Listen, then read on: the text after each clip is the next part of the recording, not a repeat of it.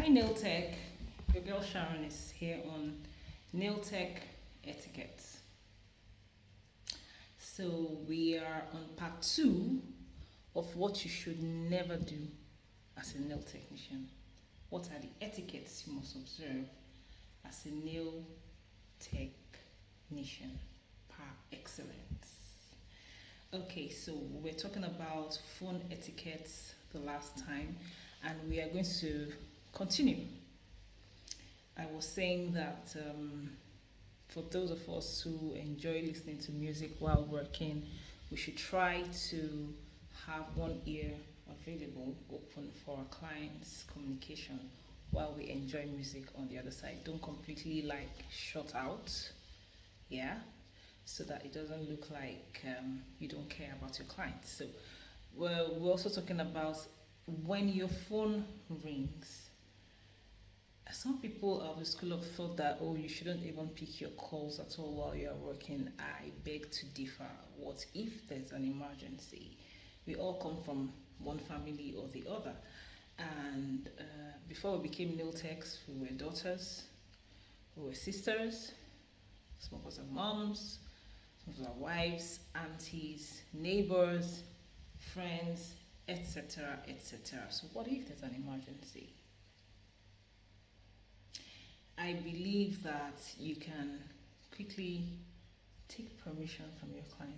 Please, I need to pick this call. It might look like, why should I tell her I need to pick my call? I mean, yeah, in my salon.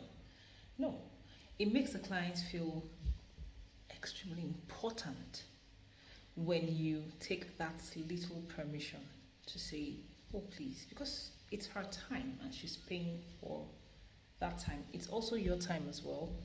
However, you're just giving her the courtesy and the regard that she may not get with other nail technicians. Those are the things that single you out, that make the difference. So, oh please, can I quickly pick this call? I will I'll make it short. So I'll make it very brief. There are some calls that you need to pick immediately. There are some calls that you can defer to later. So you just pick and say, oh, please, I'm working at the moment. I'll call you as soon as I'm done. End the call as quickly as possible and move back to your client. I'm telling you, that person will feel special and respected. These are the things that clients take away with them. Don't forget, I said we are selling an experience. You're selling an experience. Then there are some calls you know. And your phone should actually always be on vibration or silent. So you can have a phone stand in front of you by the corner where when a call comes in, you can see it. It doesn't necessarily have to ring out, but you can see. There are some you can ignore, there are some you need to pick. Sometimes what if it's a client that's asking for direction and you don't have a front desk person that will handle that for you, right? So make sure that it's on silent or it's on vibration. You don't want your phone ringing all over the place. Your client's phone can ring, that's fine, but not you. Not you, the nail tech par excellence. Yeah, and talking about phone etiquette.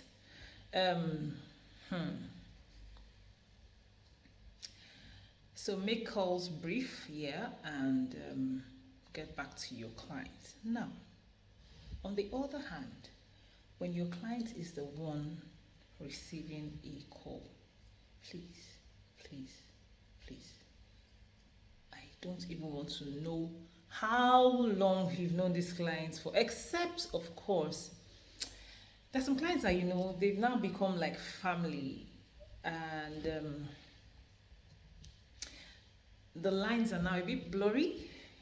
Yes, you'll be professional at all times, but there are some clients that have become family, and you are freer with them and all of that. But just remember that you are in a work environment. Now,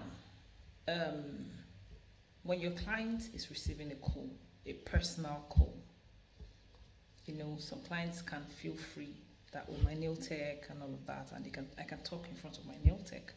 I trust her, I respect her, she respects me. The boundaries are clear, and she's she's talking and she's giving away a personal gist. Please do not interfere. Like she's saying something funny and then you now start laughing and say, ha, ha, ha, ha, ha. Mm-mm. Mm-mm. Except this person is maybe your blood sister, your relative, you can do that. But with a client, you're now being part of the conversation that she's having on the phone with somebody else. That's a no-no.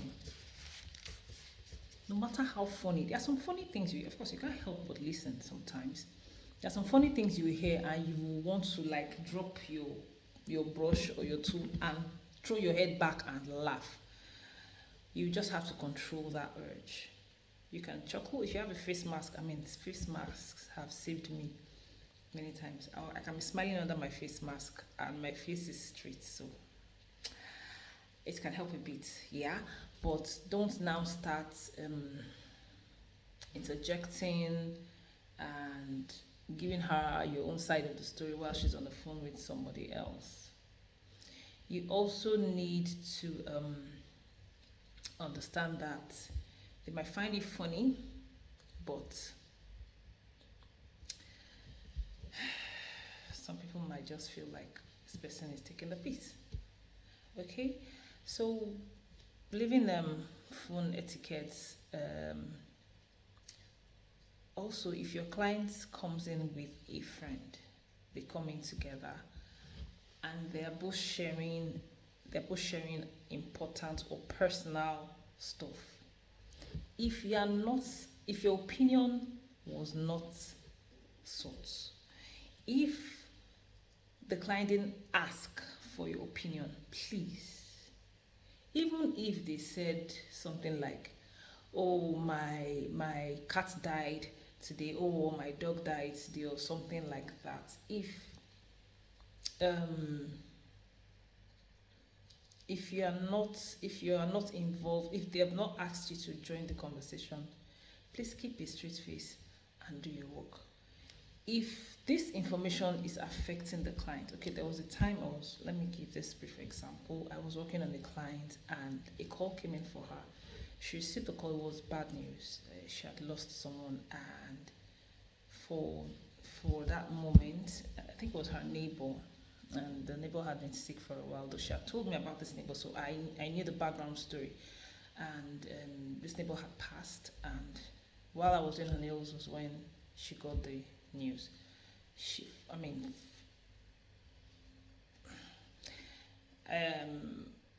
I didn't hear all the conversation because she was on the phone, but from her reaction, I could tell, and from the things that she said, I could tell that someone had just died, and she just got the bad news. I had to remove my hands, let go for a bit, allow her to have a moment. She was emotional, she broke down. I quickly grabbed a box of tissue and gave it to her, and after some time I just held her hand and was just, trying to calm her down. You don't have to say anything. You don't have to say anything. Just calm her down, calm the person down. If the person wants to continue with your service, that's fine. But if you can give that little space for the person to have a moment and then come back and be stable, that would be very. See, clients don't forget these things. It's also emotional intelligence. But if the client came with another friend and they are both talking and gisting and they are sharing very funny stuff, please, if you are not invited in the conversation, just keep a straight face and do your work. Doesn't matter how long you've known this person, except they now say, oh, what do you think about this stuff? You can now just say, keep it brief, say whatever you want to say, you can laugh over it, and that will be that. Now, we are going to the next point. Do not, for any reason, share your needs. Please. If you've not heard anything I've said in part 1 and part 2, this particular one, please take it as you wear it like a badge. Do not forget. Keep it in your left hand. Do not share your needs with a client. Oh, my rent is due, because it's giving me so much headache. I don't even know how I'm going to go home. I don't even know what I'm going to do. Oh, my children, their school fees, and they're at home now, they've not paid theirs. I don't even know what I will do. I don't even know what I will do.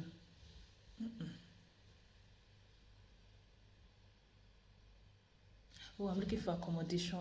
I don't even know where I will sleep tonight. I don't even know if I'll be able to come to work next week. I don't have to. You see someone sit across from you and you're doing their nails. Maybe they're dressed fancy, wearing nice hair, nice bag, nice shoes. Trust me, you have no idea what they're dealing with. You have absolutely, even if they came in a G-Wagon, you have absolutely no idea what they are dealing with. And we are not entitled to anybody's money. Even if that money is pouring and flowing like this on the ground and they decide to step on it and they say, I'm not giving it to you, you are not entitled to anybody's money.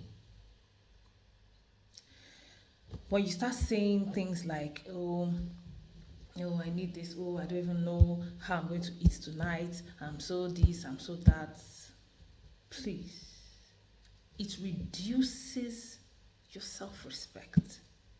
The person sees you in another light. Your value immediately drops and diminishes the moment you start doing that. Oh, I don't even have transport fare.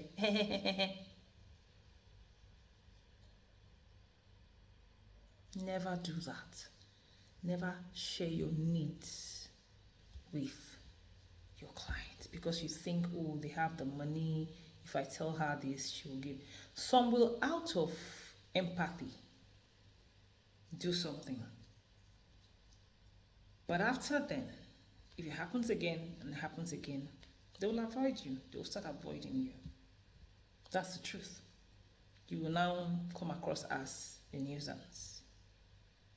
You must ensure that your self-respect is intact at all times. You're not going to be asking your client to give you this or to give you that, or you are suggesting things that you know that when they hear, they want to be like, oh, really? Okay. No, I don't have something now, but let me see what I can do. Okay, I'm very sure that I've emphasized enough on that.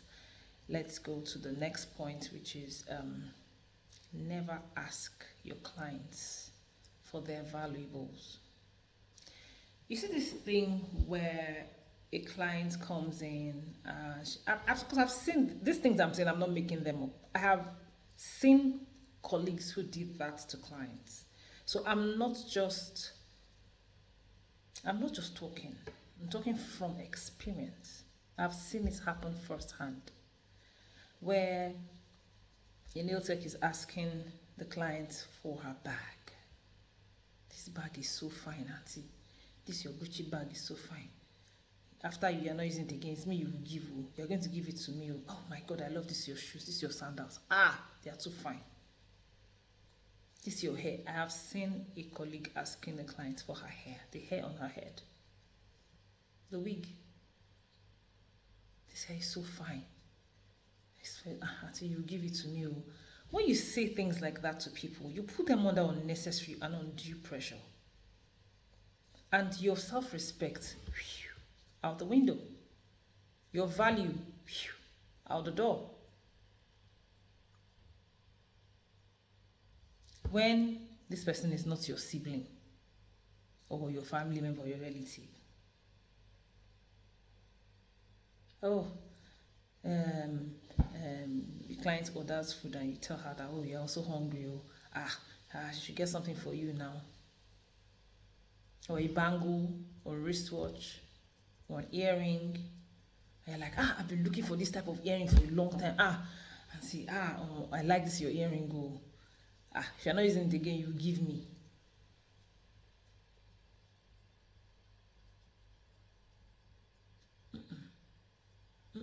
It's disgusting. You're not going to do that. Never ask your clients for their valuables. Never do it. Okay, I'm sure that is very clear. I don't have to go over that again. Then don't ask your clients, oh, where do you live? Oh, you live in Banana Island. Ah, auntie, I'm coming to visit you. Ah, let's do for one Sunday. I must come and see you. See her for what? See her for what exactly? What are you doing there? Is it a home service? It's only if it's a home service you are required to ask for address. Otherwise, do not cross that line. Don't cross that line.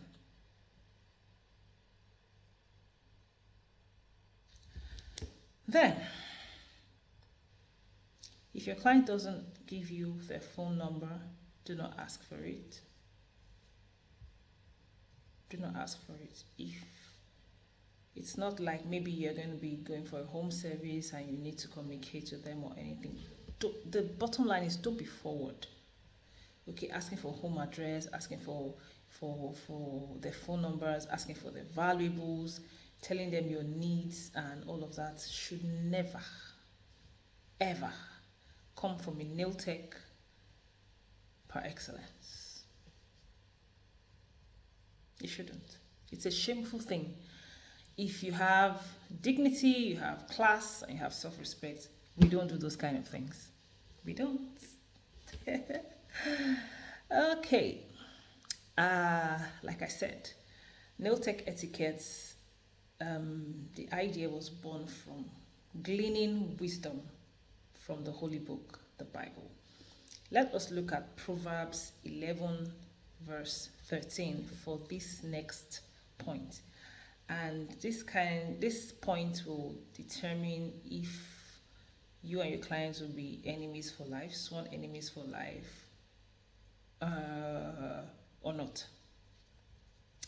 So Proverbs 11 verse 13 says, a talebearer, I'm reading King James Version, a talebearer revealeth secrets, but he that is of a faithful spirit concealeth the matter. Let me read again. This is King James. A talebearer revealeth secrets, but he that is of a faithful spirit conceals the matter. I think this is actually very self-explanatory. And that points, the next point is, never expose your client's secrets to another client. As nail techs, every day we hear different things. People come to us because they've come to trust us. They share secrets, they share personal stuff, very personal stuff with us. And some people just want to unwind. Maybe something is bothering them, is so heavy on their mind, and they just need somewhere to unwind, someone to share the burden with. And someone opens up to you as a nail tech because they feel they trust you. And then you now take that information and give it to another client. No. No, no, no. Verse 11 says, he, the B part, verse 13 rather, of Proverbs 11. The B part says, he that is of a faithful spirit conceals the matter. So if you do that, if you become a talebearer, then you are not a faithful person. Everyone is looking for loyalty. Everyone is looking for a faithful person. And as a nail technician, someone has trusted you enough to tell you a secret that is eating them up, and you chose to tell another client that secret, especially maybe if they know each other. It could even be maybe personal things like, oh, this happened to them, that happened to them. If you must talk about it, maybe you want to share that experience with another client. I heard this. You can share it as an anonymous information. You don't have to say, oh, this person or that person, because you don't even know if they know each other.